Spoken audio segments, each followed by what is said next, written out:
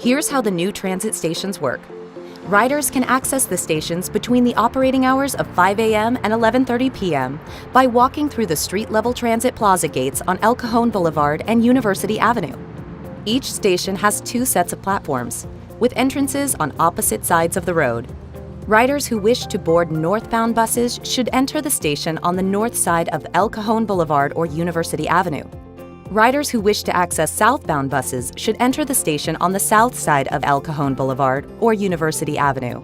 Once through the transit plaza gates, riders cross a pedestrian bridge above the freeway. Riders can take the stairs or elevator down to the boarding platform at freeway level. The boarding platforms have overhead canopies, benches, security cameras, and lighting, walls that protect users from the freeways and traffic noise, architectural treatments, and electronic signs that display when the next rapid bus will arrive. Bike channels on the stairs will make it easier to bring bikes along transit trips, and additional bike lockers will be installed on the transit plazas. Blue emergency phones provide a direct feed to MTS security centers, which are staffed 24 hours a day, 7 days a week.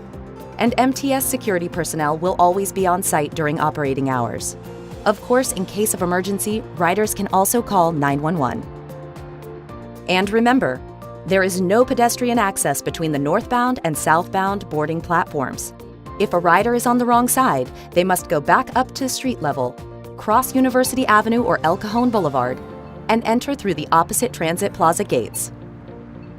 Rapid riders can board or transfer to Rapid Route 235, which already travels along the I-15 corridor, from local services to access employment centers in downtown San Diego, or head north to Kearny Mesa, Mira Mesa, Rancho Bernardo, and Escondido.